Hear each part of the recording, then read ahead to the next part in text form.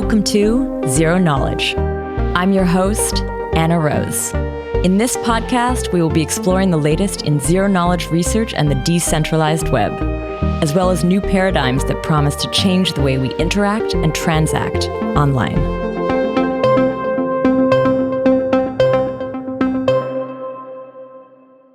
This week, guest co-host Brendan and I interview Ben Fisch from Espresso Systems.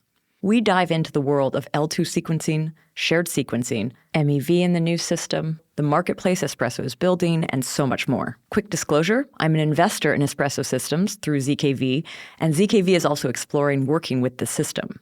And yet, I feel I had so much to learn from this interview about what they're building and how different actors can get involved in it. Hope this helps to shed a little bit of light on the shared sequencing concept for you too. Now, before we kick off, I just want to let you know about an upcoming hackathon we are getting very excited about.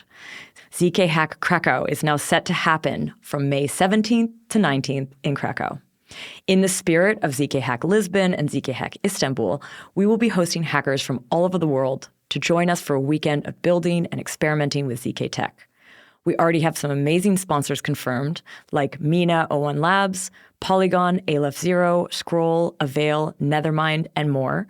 If you're interested in participating, apply as a hacker. There will be prizes and bounties to be won, new friends and collaborators to meet, and great workshops to get you up to date on ZK tooling.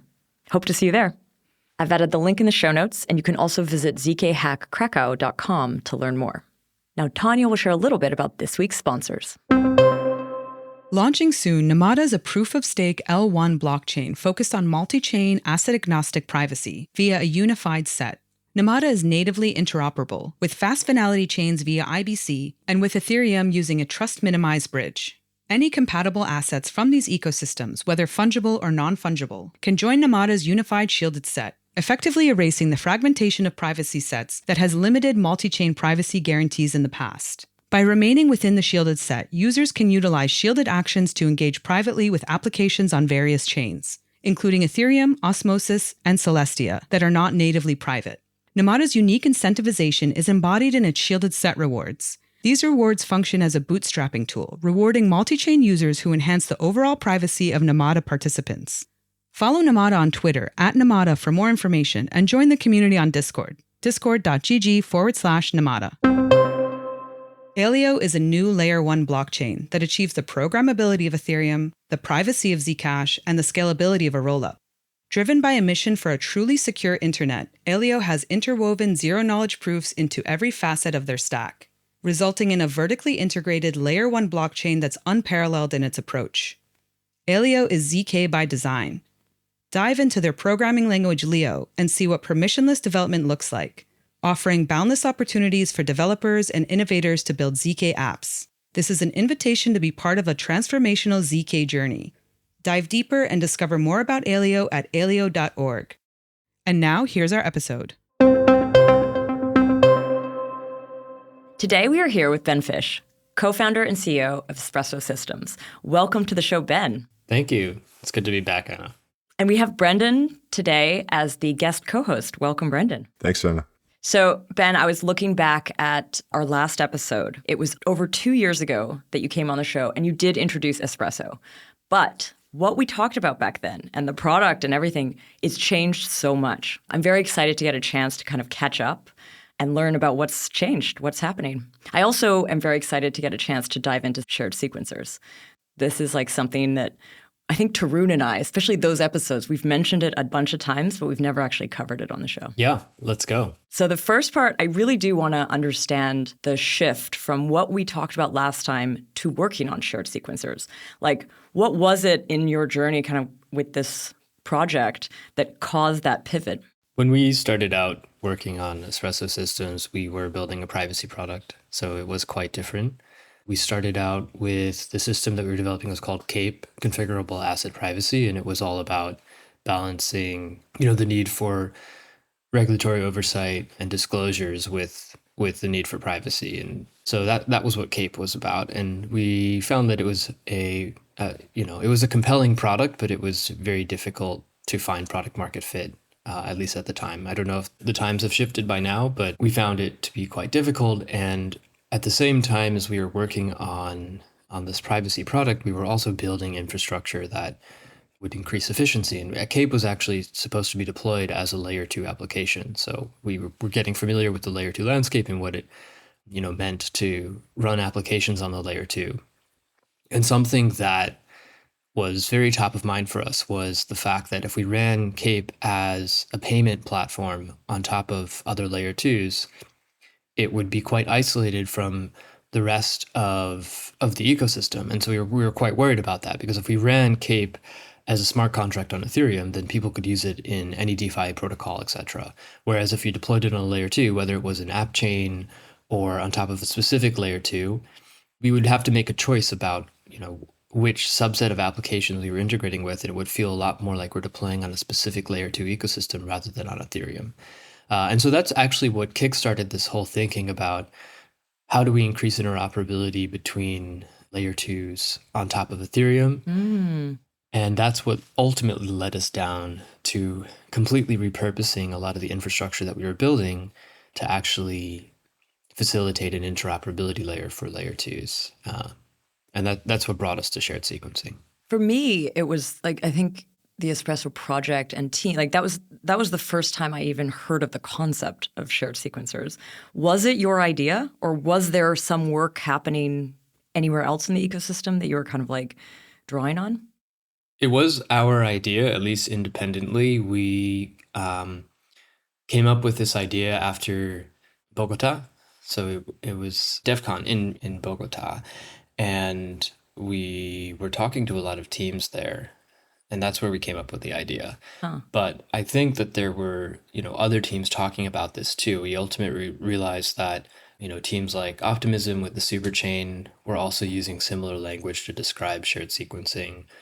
Around the time that we actually announced the new direction, it was in March 2022, I think. Must have been 23, because you were on the show in 22. Yeah. Yes, no, it was March 2023. It was not this past March, but the March before. Wow, I can't believe how time flies. So it was March 23, and at that time, Astria also started talking about shared sequencing already as well. Okay. And Flashbots with Suave also was using similar language to describe what is a little bit different from what we're doing with shared sequencing, but the term shared sequencing was certainly floating around. And that's actually, to some degree, what led to a little bit of confusion around the term, because people were using it in different ways to describe different things. So why don't we kind of define how you see shared sequencers, or like how the term is now used? Yes. And basically what you guys are building. Well, the way that I see it, a shared sequencer describes a ephemeral role of some server node, whatever we want to call it, that for a given time window determines or proposes the next sequence of transactions for two different chains. So that's what I call a shared sequencer for two different chains. This doesn't need to be a fixed role. It doesn't mean that there's one party or protocol that's always producing the next sequence of transactions for these two different chains, but simply that there's one party that's playing what we would generally call the role of a leader in a consensus protocol. And so that's also different from the process of actually finalizing or agreeing on what was proposed. That is what I call a shared finality gadget or a consensus protocol. I use the term shared sequencer specifically to describe the role of a leader that gets to actually, have autonomy over proposing during a certain time window for multiple chains at once. Yeah, I think one of the things that I didn't understand when the discussion around shared sequencing first emerged was that privilege to have a proposer that's shared between multiple rollups. It's, revocable. It doesn't need to, you're not sort of as a rollup, perpetually giving up sequencing rights to a proposer. This is something that exists for a discrete period of time, and then yes, I think so I'll leave it at that. And it's a lot more like the interaction between proposers and builders on Ethereum, whereas the relationship between a builder and a proposer is a little bit different, because the proposer ultimately has the right to propose whatever it wants for Ethereum, and there's this out of band a fair exchange protocol that's happening between a builder and a proposer, and maybe it's facilitated by a relay that is not part of the the core infrastructure of Ethereum. But a proposer will, at the very last minute, basically auction off the block and is essentially looking for suggestions from a builder market, and make some kind of credible commitment to builders that whatever they propose, it will actually respect. The shared sequencer idea is to auction off the rights to actually be the proposer in the first place. And if you have some party that ends up with the right to be the proposer for multiple chains for a given period of time, that party can then do things, an individual proposer for a chain might not be able to do. Wow, this is so, I've been actually wondering about the connection between MEV and shared sequencers, because I think I saw you guys at this event focused on MEV and you're speaking there. And this is really helpful actually to see where it's really tapping into kind of that space. Before we dive even deeper into this, though, I realized that we should probably define what is sequencing today. Mm-hmm. What is the current landscape? How is this currently being done? Because then I think we'll understand even better what this change looks like. The sequencer in layer 2 is today mostly a centralized node that plays several different roles. It collects transactions. Those transactions in most rollups aren't posted immediately to Ethereum. This helps with compression. So it collects transactions and builds up a buffer of transactions. And so it's acting as a temporary DA layer, in fact, because it's persisting those transactions. It's persisting the data before it's ultimately posted to Ethereum. And it then compresses those transactions. Either if it's a ZK proof system, sometimes the sequencer role is sort of combined with the prover role, but those are logically separate. So it could outsource the job of constructing a proof to a prover. And at some point, it then posts the transaction data to Ethereum compressed. Usually that's before the proof is posted, if it's a ZK rollup. And the second role that it does, in addition to persisting this transaction data, is it acts as, well, first of all, it gets to determine the order in which these transactions actually appear by virtue of, playing that role. Yeah. It, of course, may outsource that job to a builder market. That doesn't happen so much today on layer 2s, but it totally could. And finally, the last thing that it does is it acts as a certain, trusted finality gadget for the rollup, pre-Ethereum finality. So this is sometimes called pre-confirmations or soft confirmations. If you, as a user, trust the sequencer for your rollup, then once you send your transaction to the sequencer, you can, feel like your transaction is done and confirmed, and you don't have to wait for Ethereum to finalize the transaction, which would be another, 13 minutes conservatively. Nor do you necessarily have to wait for a proof to appear on Ethereum if you trust the sequencer for the L2. Who runs the sequencer today? Generally speaking, the foundations or projects behind various L2s have some default sequencer. I think every project out there has a, long-term plan to decentralize that, whether through external infrastructure or infrastructure that they're building in-house. But typically it's run by the foundation or by the company behind the project. There are also roll-up as a service companies that, this is more relevant not for the main chains of the various L2 stacks, but rather the app chains of those stacks. There are companies like Conduit that actually run sequencers for projects. When you talk about running this sequencer, a centralized sequencer, is it on one machine? Are they also decentralized? Is it at least redundant or something? I'm assuming so. Yeah. I like this question because I think it touches on something about decentralization that is often glossed over. We think of Web 2 as centralized infrastructure, but Web 2 infrastructure is still very much distributed. It's just the term that we use there is distributed rather than decentralized. Yes. And the reason is that usually for decentralization, it's more of a distinction between who's logically participating. If you, Google were to run a fault-tolerant distributed system on 1,000 machines, we wouldn't call that a decentralized system.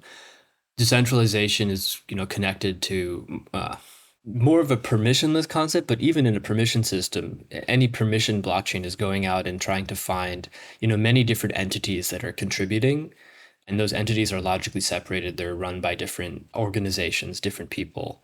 And that's what distinguishes decentralized systems from just a fault-tolerant distributed system. If you're going to run a centralized sequencer, of course, the state-of-the-art thing to do is to run some kind of fault-tolerant distributed system. I think that's a really important point because I think that people mistake the fact that you can have something that's like fault tolerant and has like very, very high uptime and reliability guarantees without it being decentralized. And like decentralization, at least in my mind, is much more about avoiding rent seeking and like sort of creating a market structure where you don't have the possibility of capture by a single entity. But I think that mistake gets made a lot when people talk about sequencers.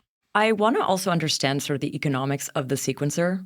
Like fees are somehow being incurred by the sequencers. I understand it. But what are those? Are they from the protocol? Or are they actually like gas? Like, where are they coming from? Great question. So today, when we talk about sequencer, revenue, so to say, it encapsulates a lot of different types of revenue streams that will ultimately be separated when we move away from single, sequencers or centralized sequencers. So the first stream of revenue for a roll-up ecosystem is the gas fees that are being paid, but those are being paid inside the protocol. Today, that might be encoded as a payment to an address that happens to be owned by the same entity that's running the sequencer, but there's no fundamental reason why that needs to be the case. So even if we, were to do away with a sequencer run by the foundation of a roll-up ecosystem, and this was a more distributed or outsourced role, the primary source of revenue for the rollup, which is the gas fees being paid, those are being logically paid as a part of every transaction inside the rollup. And it could go to, you could go to a DAO address, it could be burned, it could be distributed to token holders in that rollup ecosystem. It could go to an address that is controlled by the foundation and then used for whatever the foundation might use it for. Some communities are excited about talking about, public goods funding. Others are talking about it in a different way. Whatever is the case, the sequencing revenue that's generated, or the execution revenue, so the execution fees, are, in my view, separate from any additional revenue that comes from the right to sequence itself.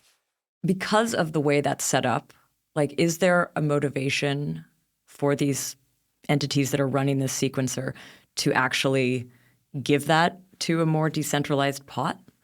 Like, is there any motivation for them to switch? Right. So what I was just saying is that the fees that are coming from the gas fees that are being paid, that's going to, if a rollup were to outsource sequencing somewhere else, it would still collect the revenue from, gas fees. So then we come to the next question, which is, well, what additional revenue does a sequencer, and only a sequencer, make? And that has entirely to do with what is colloquially called MEV, right? So anything that goes beyond the execution fees, the gas fees that people are paying, any other revenue stream is generally, thrown under this umbrella term MEV. And that could be, from people paying priority fees to order their transactions in a certain way. It could be from selling, it's a special case of that. It could be from selling arbitrage opportunities. It could also be for things that people don't classically associate with MEV, but is really under the term MEV, which is any form of pre-confirmation. So if a sequencer says to a user, the next time that I have the opportunity to sequence, I promise you that I'll do this for you. The user won't pay for failed transactions. It could be promising that the user, if this sequencer controls multiple chains, it could be promising that the sequencer will try to do some kind of atomic interaction across multiple chains. Let's say the user wants to attempt to do a bridge transaction to buy an NFT, but doesn't want to do anything unless it actually successfully purchases the NFT. That's another type of promise it could make. All these promises, users may pay tips for, and that again becomes additional revenue that's outside of just the gas fee that are being paid, and that is all under sequencing, intrinsic sequencing revenue. So then you ask, if the rollup ecosystems are running their own sequencers today, and this additional revenue could be quite significant, why would they give it away? And I don't think they would give it away, which is why Espresso is building a marketplace through which they can sell it. Cool. Okay, so let's come back to the shared sequencer. I think this has been really helpful to understand how it is today. The shared sequencer lives, as far as I understand, sort of as this like middle layer kind of between the roll-up and the main chain. Is that correct in thinking of it that way? It's hard to say. It's hard to put it into, because the rollup itself it's a virtual machine, similar to how the EVM is a virtual machine. I mean, some of these rollups actually run the EVM, others run special purpose VMs, and the layers that we use to describe things. So layers are generally, used to describe infrastructure that's actually, processing and persisting data, and it's not generally used to describe the VM itself, although application layer is something that we describe on top of Ethereum. So the way that I look at it, the layer 2 is sort of synonymous with the application layer. It is a very much enriched application layer on top of Ethereum. Yeah. And so sequencing is more of a but it's more of a layer on top of Ethereum, or now with base sequencing, it sort of blurs the lines between those. But I would say that it is infrastructure. It is a layer above Ethereum in the cases that it's used today, similar to external DA layers, external DA systems. I wouldn't necessarily say that it's a layer in between the L1 and the L2, but I have in the past described it as layer 1.5. I'm sort of going back on that description. I'm not sure it's appropriate. Okay. Well, we overload the term layer, right? Because Right. we use it to refer to things like the DA layer and the execution layer and the application layer. And, Right. and those don't really have like a hierarchical relationship to one another. Exactly. I think that's a good way to describe it, right? Yeah, but like the L1 and the L2, we relate those hierarchically because the L2 settles to the L1. Right. My understanding is that shared sequencing is much more in the former category, because like there's no like settlement relationship between like L2 to L1.5 to L1. That's right. It is a layer. It is an infrastructural layer, just like an execution layer or a DA layer, but it's not necessarily hierarchically situated between what we generally refer to as layer 1 and layer 2. You mentioned that the sequencer in the current state does hold DA in a way. Like it holds that place for, I guess, a shorter period of time. Would a shared sequencer then have some sort of DA component, or are you kind of ignoring that for now, like leaving that to the DA layers? Yeah, so sort of fundamentally, one of the roles of a sequencer today is to persist data before it gets posted to the L1, right? Now, some sequencers in the future may not operate like that, and they would just ingest data that's already been posted to the L1. But rollups that are looking to take advantage of the ability to compress data, before it's posted to the L1 for DA, and primarily driven by the reason for this is cost, and the fact that Ethereum DA is, even post 4844, is still more expensive than what external systems can do. That of course may change, but I do see DA, at least temporary DA, as an important job of a sequencer, and so at Espresso, that is a DA system is a part of our infrastructure. So we do provide a DA system that's very similar in nature to EigenDA. Okay. But rollups may choose to use alternative DA systems if they so choose. The connection to MEV, I know you just described it before, but can you actually cover that again? Because I feel I have a little bit more context now.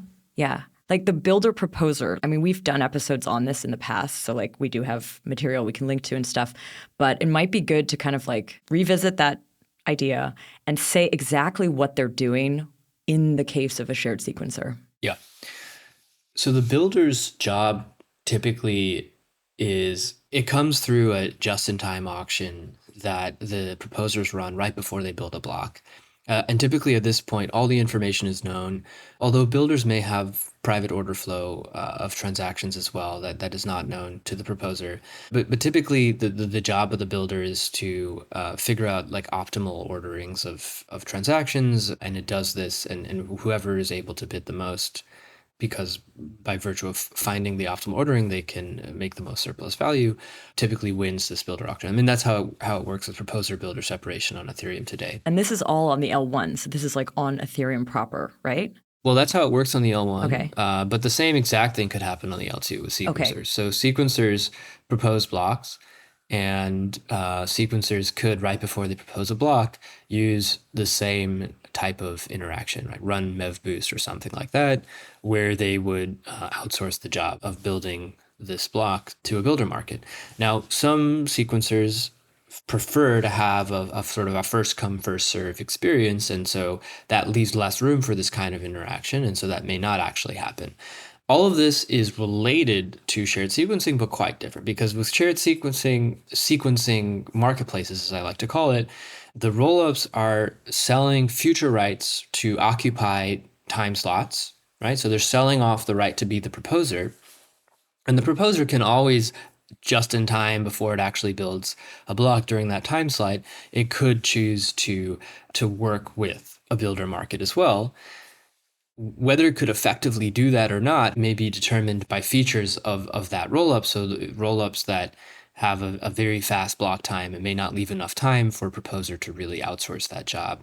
Rollups that prefer to threshold encrypt transactions and then have some threshold decryption also may not leave as much room for a proposer to outsource that job.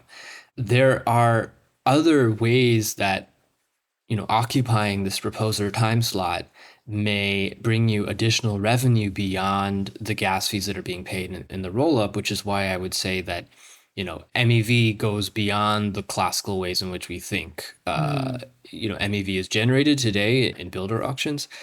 And I gave an example. So one example would be if I'm the proposer for some time slot in the future, I could make a promise to a user that I'll do something when it's my turn. I'll do something like ensure that their transaction goes through. I'll try to do some kind of atomic interaction across different chains for them and ensure that they don't pay for failed transactions unless the whole thing goes through atomically. Those are not typical examples that we give with proposers and builders on Ethereum today because it doesn't, make as much sense.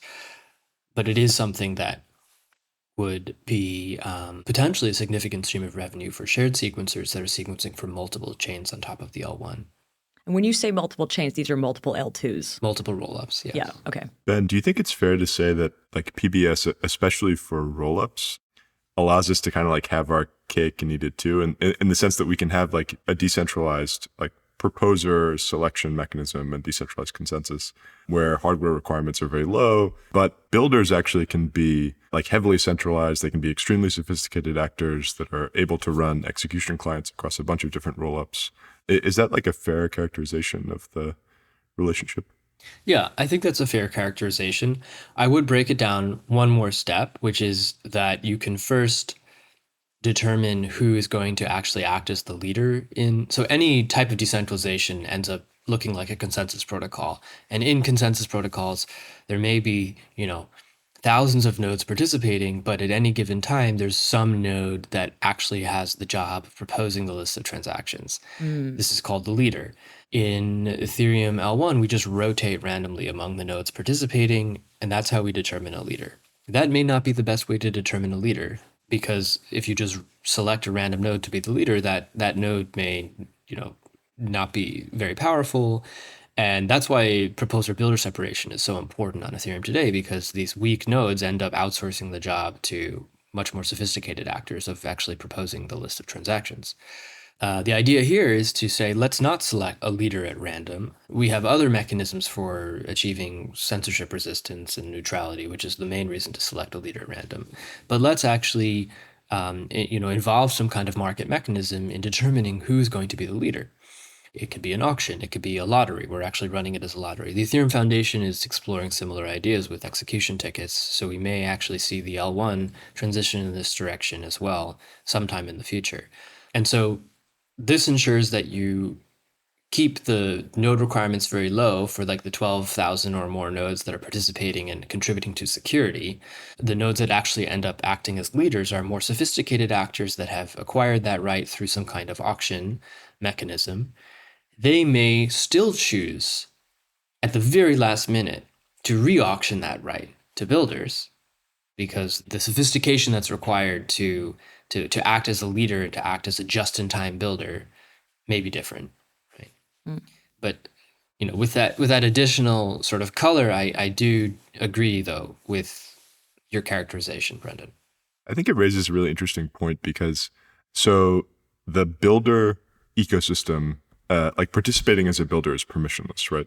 So anyone can like join and start building and submitting blocks, and if they're able to do so competitively, then they can make money.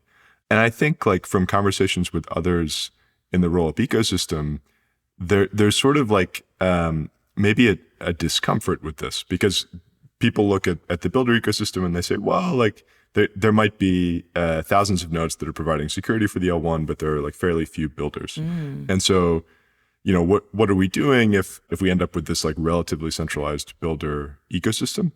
But it sort of misses the point, because like we need a lot of nodes at the L1 for security, like exactly as you said. So it's really important to have like a very diverse set of nodes. But if we have permissionlessness at the builder level, and builders are able to give us like really, really good UX, especially, I'm sure we'll talk later about cross rollup transactions and atomicity and these like really cool guarantees that we're able to get from builders. Given, as you said, that we have censorship resistance like elsewhere in the protocol, do you think that it's necessarily a problem if we have like relatively few, like I guess put another way, do we need 1,000 builders that are like actively participating at any one time? Or is it fine to have like still a diverse set of builders, but like sort of a much smaller set than the total number of nodes that are providing consensus security on L1? Yeah, I think the latter. I tend to look at this problem by looking at what are we trying to solve for.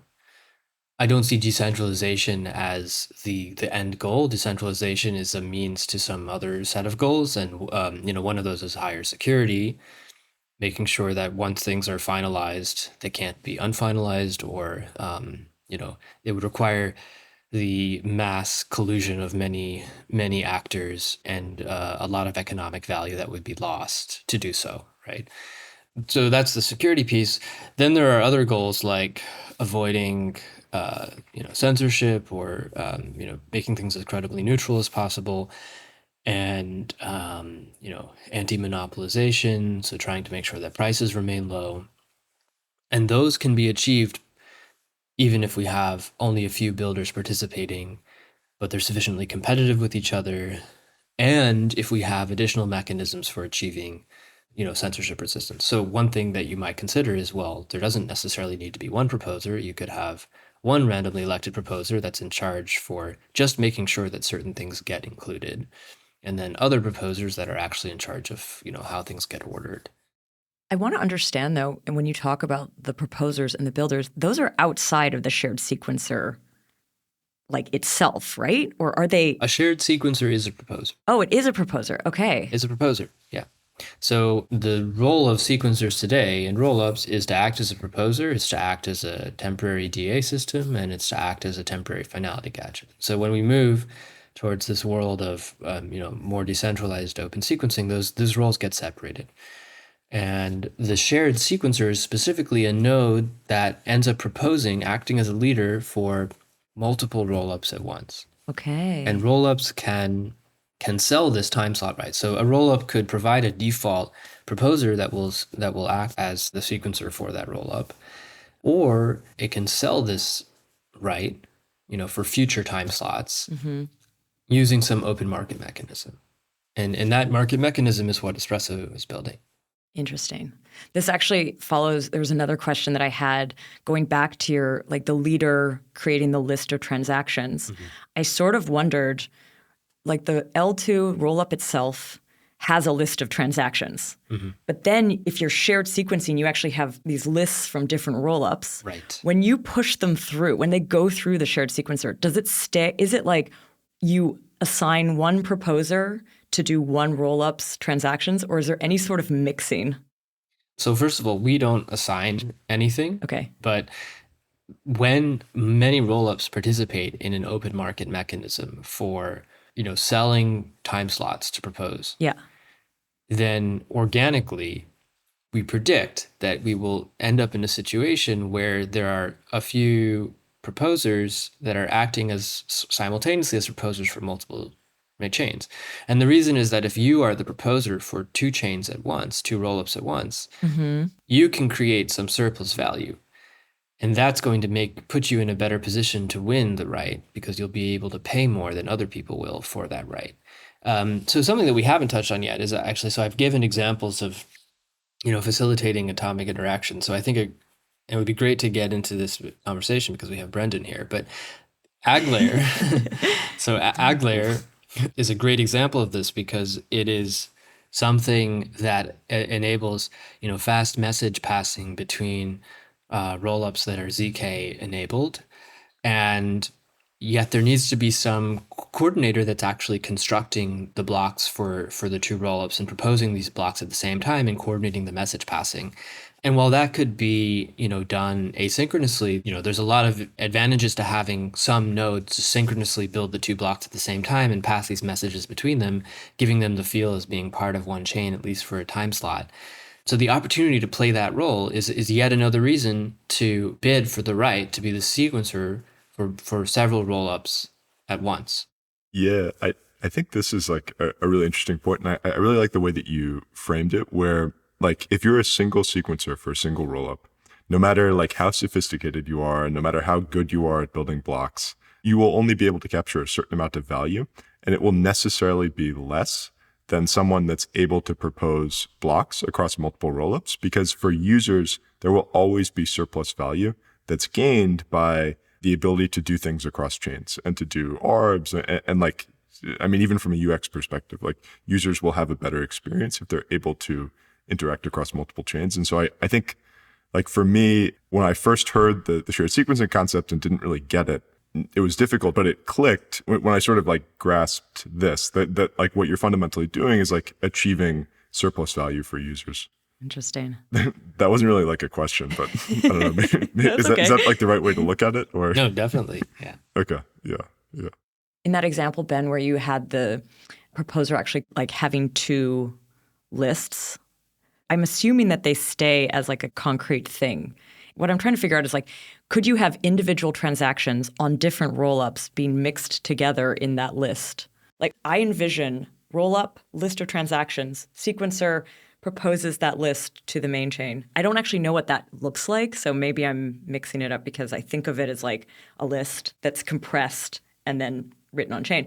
But if you have two lists, could you like mix those lists of things and then write them to chain? Yeah. So think about like two different applications on Ethereum. Think about Uniswap and I don't know, think about Aave or something. Okay. Then like there's a list of transactions that are affecting the state of Uniswap. There's a list of transactions that are affecting the state of Aave. If these were L2s, which are just applications, super applications that may host other applications, they still have like independent lists. And there's no advantage of like interleaving those lists. But on the other hand, if what's happening is like a user does a deposit into Uniswap and then takes something out of Uniswap and then does some action and gets a loan from Aave or something like that, then there is something that's happening on a level beyond just independently Aave and Uniswap that have to do with what's happening, on the two of them together and then on the L1 as well. So it's not that these like transactions for the different rollups are being interleaved, but what's actually happening on one and the other. I can make sure that something happens here and something happens here At the same time, kind of. But and this like isn't really practical if those two rollups don't share a builder for that time slot. I guess to go back into like the historical sharding literature, part of what didn't work was like if you have two shards or two distinct execution environments, like you could create a system where like you're taking a lock, like part of a state on one shard, and then you're like, submitting that in a decentralized way to the consensus set of another shard. And it turns out that like my understanding is that this is actually very, very expensive because like locking that state, it's risky because you're not able to accept transactions or like confirm transactions for a certain period of time. And I think that if you want to do synchronous composability, like Ben, do you think that like in my mind, sharing a builder is really the only way to do that in a practical way? Is that like a fair characterization? For synchronous composability, yes, Yeah. definitely. Yeah. I think even from an asynchronous perspective, just making interactions happen faster or making sure that things are atomic, which isn't quite synchronous composability, but just ensuring atomicity of actions across two different rollups, having a shared, not even shared builder, but like a shared proposer that can pass on those requirements and restrictions to whoever is involved in building the block is important. I think it might be helpful, Anna, so with this question about the two lists, it might be helpful to talk about like an example. Imagine that you had, USDC deployed to both of these rollups. Okay. And so USDC has something called cross-chain transfer protocol, where if you burn USDC in a contract on, one chain, then you can mint USDC natively on the other chain. Oh, cool. And so this is a great example of a bridge. But so imagine if there's the blocks on these two different rollups are being constructed at the same time. Yeah. So if you were to also have something like AgLayer, which allows for message passing between chains, so that a chain on one side can verify that something happened on the other side as well, then now you still have an independent list of transactions for this chain one. I'm calling chains and rollups. I'm using synonymously because even though it's an imprecise term, that's what the industry uses. So this chain one, it has a list of transactions. There's some USDC burn transactions along with other things that are being done. Now there's this chain two that also has its own independent list of transactions, including a USDC mint transaction. But this USDC mint transaction is happening, at the same time in the same time period as this USDC burn transaction, and it's only valid because of the fact that this burn transaction happened on the other chain. Right? So it's receiving some evidence on the side that it's aware that this burn transaction happened on chain one. These transaction lists are still independent, right? They don't need to be, there's no advantage of mixing them together and like, compressing them together or anything like that. But the fact that they're happening at the same time and that this chain two is sort of aware that something happened on chain one, namely that the USDC was burned and therefore this mint transaction is valid. That's the point here. And the shared, proposer that we're calling shared sequencer is what is enabling all this to happen at the same time. Interesting. We've now mentioned the AgLayer a couple times.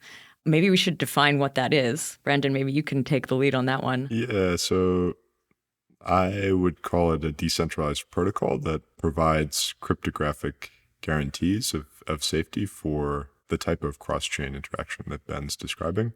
And it also allows chains to safely share a native bridge. So if you have two chains that share a proposer and they're doing a bunch of stuff that's happening cross-chain, you can think about just like moving native L1 native assets or L2 native assets seamlessly between those chains instead of having to like mint a wrapped synthetic and then swap back into the native representation of that asset. So yeah, with the AgLayer, would you call it like a settlement kind of cross-chain thing? Like you're actually moving tokens?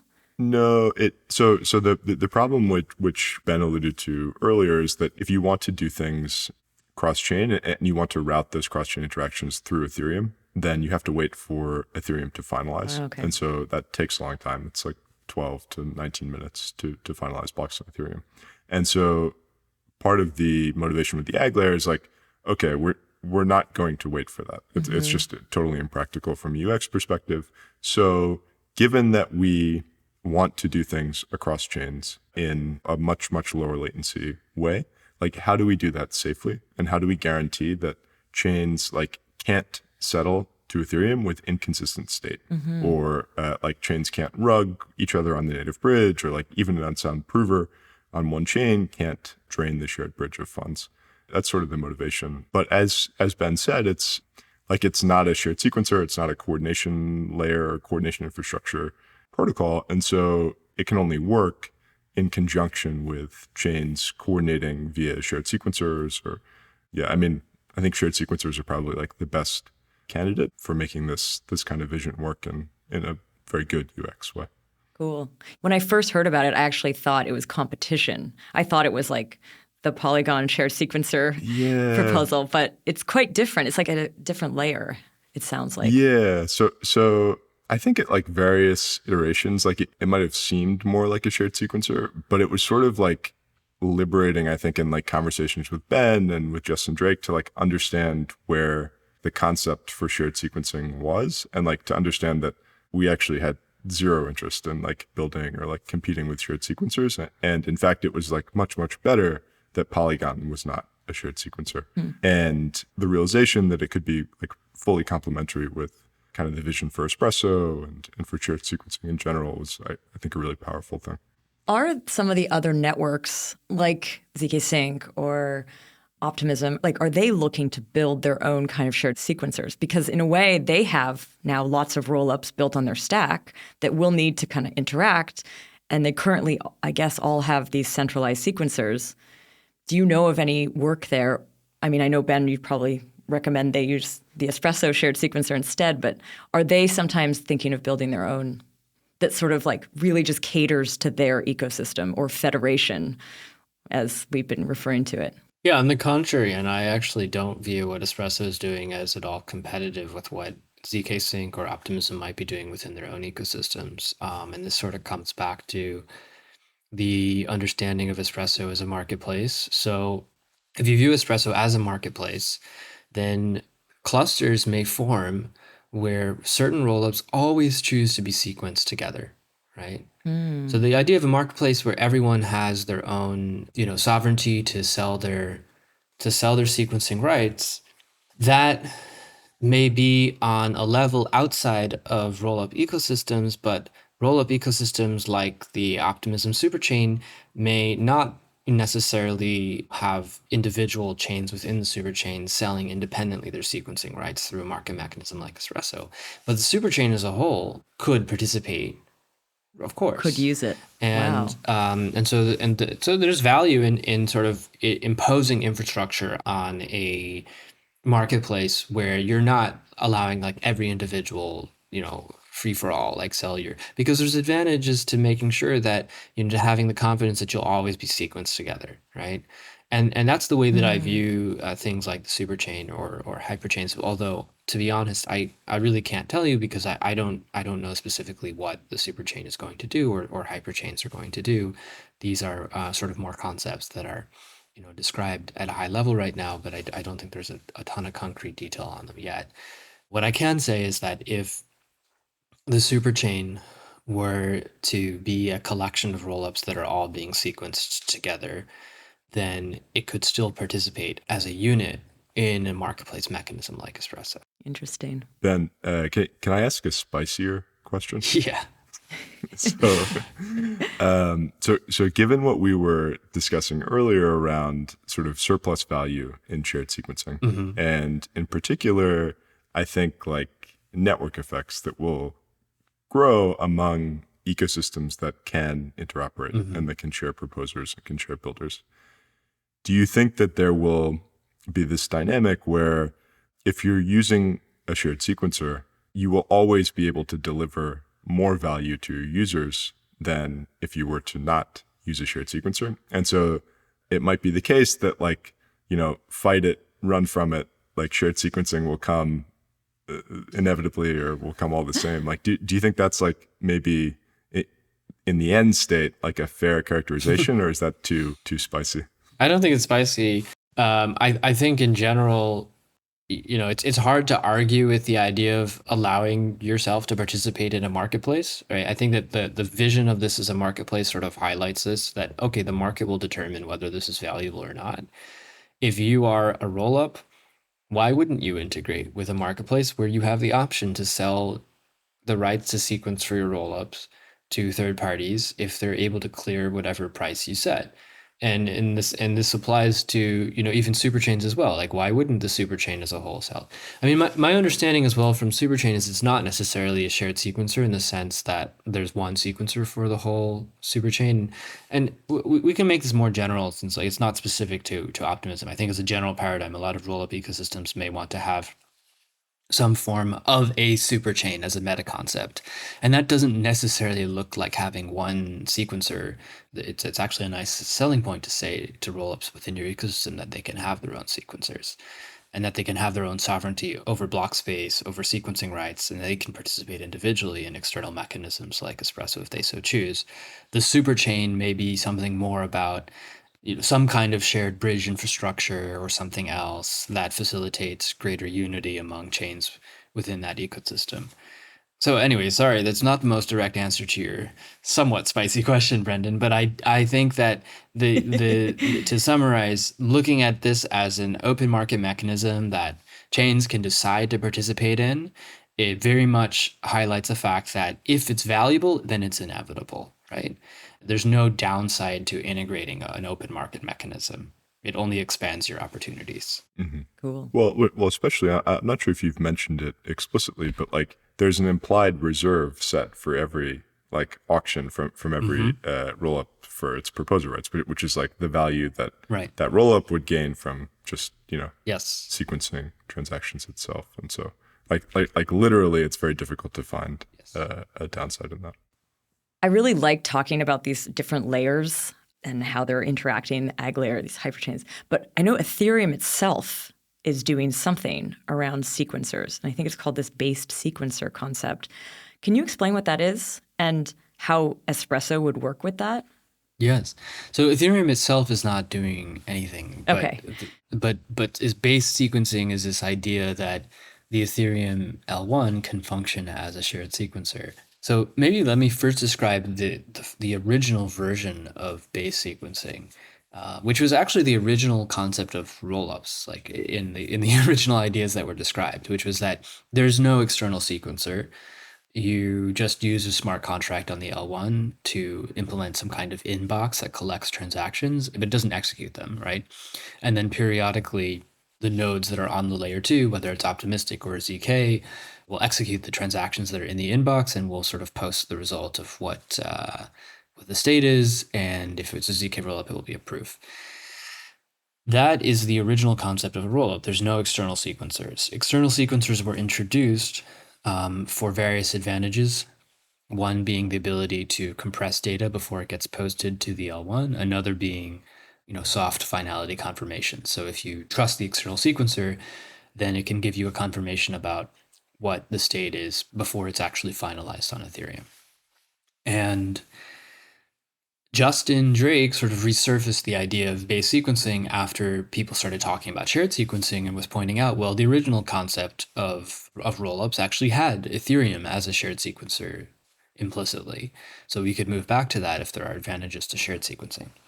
The problem is that people have gotten very, accustomed to these advantages that external sequencers have, data compression, faster finality. So the idea of base sequencing has sort of evolved to look a little bit less like base sequencing was originally described, where it's more about, and what I love about this is that it's focusing on what is the core advantage of involving Ethereum. Well, the core advantage of involving Ethereum is that the proposers that are building blocks for Ethereum can also act as the proposers for layer 2 chains, right?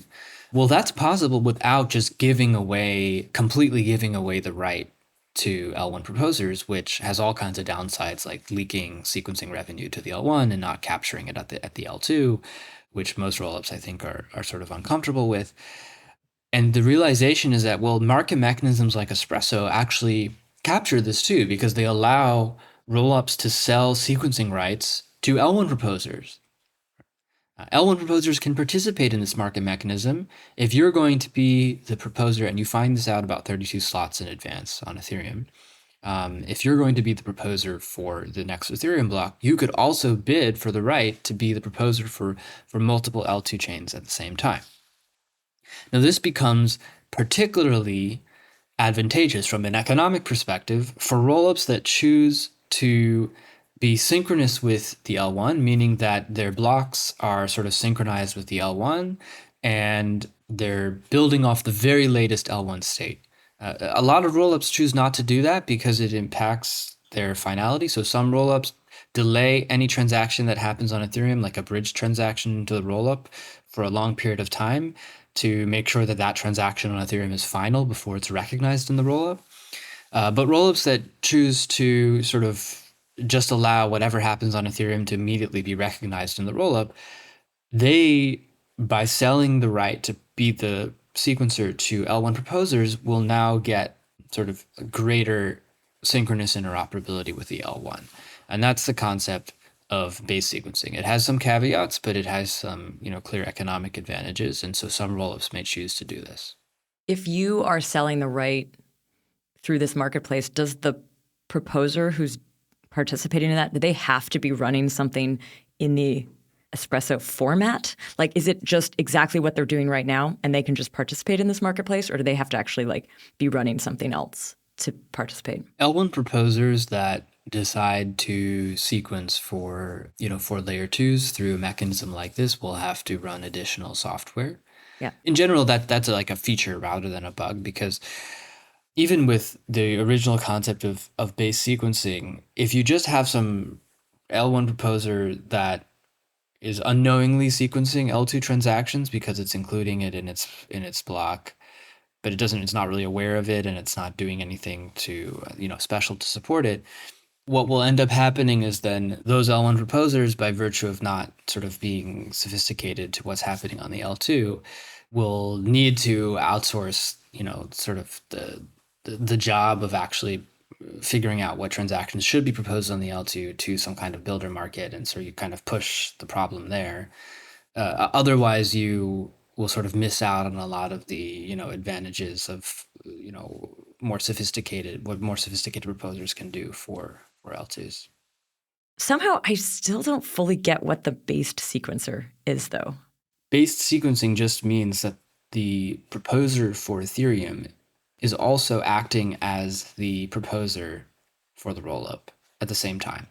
Okay, that's that part. So I see. Yeah, so like rather than some like proposer that's participating in the Espresso marketplace, you're just including the L1 proposer, which is known ahead of time on Ethereum as sort of the proposer that can bid on L2 proposer rates. Would that be implemented into the L1 in some way? Or isn't that more like the Flashbots team would build this? No, neither, actually. Okay. Vanilla-based sequencing is just you can use the L1 proposer on Ethereum today, and you give away the right to sequence to the L1 proposer by just implementing some inbox in the smart contract that's running on Ethereum. Right? That's vanilla-based sequencing, or what I like to call original rollup design, right?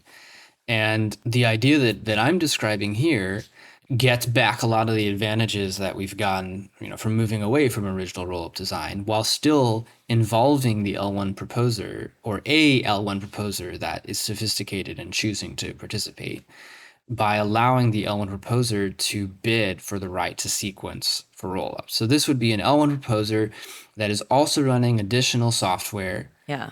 Okay, just like MEV-Boost is additional software, right? So it's also running additional software. And just like proposers choose to participate in MEV-Boost auctions, they can choose to participate in a rollup sequencer auctions. And they will be in a position to create even more surplus value because of the fact that they are the sequencer for Ethereum, right? They're the proposer for Ethereum. Okay, I so see. now they can do shared sequencing between Ethereum and L2 rollups. Right. So in this case, the based sequencer, it's a concept. It's like an action. It's not like a product. It's a concept, and it's a label that could be bestowed upon rollups that make certain choices when deciding how to integrate with a market mechanism like Espresso. I see. Cool. I have one more question about the list of transactions. This is sort of throwing back to earlier in the episode itself, but I realized as we were speaking that where we kind of left it with the shared sequencer is like it's a marketplace and you're the proposer. But I've always had this idea of the sequencer as really the thing that makes the list, not that's proposing the list. In the shared sequencer model, is the proposer creating that list as well? Or is it relying on some other agent that's actually putting together the list and then bidding to propose it? Proposers are making a list. Whether they choose to outsource that job to builders or not is sort of their own prerogative. But proposers are making a list, and unless something goes horribly wrong, that list will be finalized. I'm talking about the list of transactions on the L2. I am too. Oh, you are too. Okay. So the reason why we're using these terms proposer, right, is to highlight the fact that what a sequencer does is really the job of a proposer within a consensus protocol. Okay. So we're unifying sort of the terminology that's used on the Ethereum L1 with the terminology that's been introduced by the Ethereum L2. And so when we look at decentralized sequencing or more open market mechanisms for sort of giving sequencing rights, then we highlight the separation between what is finalizing the list of transactions on the L2, which is some form of shared finality. And Ethereum provides that shared finality ultimately, from the act of actually proposing what is the list of transactions to be executed on the L2. That's a job that sequencers play today, but that could be opened up through a market mechanism to involve other proposers. Yes. I see. The entire flow, though, because you talk about the proposers kind of on both sides, like on the L1 and the L2, is it almost like proposer on the roll-up, builder on the roll-up, shared sequencer, proposer, builder? Okay. Yeah. I mean, I regret that maybe I used the terms proposers and sequencers are the same thing. I sort of regret the fact that I introduced this additional term. I think what's causing the confusion is that, so like when I started out, I was saying that basically if the centralized sequencer for a rollup is playing several different roles. It's proposing the list of transactions. It's also finalizing the list of transactions based on trust in that Yes. centralized sequencer. So it's providing this soft finality. Yes. Right. And it's also acting as a DA system. And so the reason why I introduced these separate terms, finality gadget, proposer, DA separately, is that when we look at opening up this centralized role, then now these three different actions that sequencers do today can be separated. So Espresso as a marketplace is sort of auctioning off the right to be the proposer, but then there's also some form of shared finality that once some shared proposer proposes two lists of transactions for two different chains, then all the other nodes that are participating in the sort of Espresso finality gadget, which is which is sort of a decentralized consensus protocol, and it's being run through Ethereum, that can provide some shared finality. Rollups could choose not to use that shared finality, of course, and just wait for Ethereum finality, or introduce their own mechanisms, whatever may be the case. I just wanted to separate out this action of actually proposing lists of transactions, which is where the shared sequencing is really coming in, versus the act of finalizing and agreeing on what was proposed. That's really helpful. Yeah. Thank you so much for letting me ask that last one. We should have asked it earlier, unfortunately. Yeah. I feel like I've been obsessed with this list of transactions and who does what to this list of transactions. But yeah, I think that really helps to clarify it. So that wraps up our episode. Thank you so much, Ben, for coming on the show and sharing with us the work that Espresso's been doing on shared sequencing, what exactly a shared sequencer is. This has been so helpful. Thanks. Thank you. It was really fun being here. And thanks, Brendan, for co-hosting. Yeah, of course. Thanks, Anna. All right. I want to say thank you to the podcast team, Rachel, Henrik, Jonas, and Tanya, and to our listeners. Thanks for listening.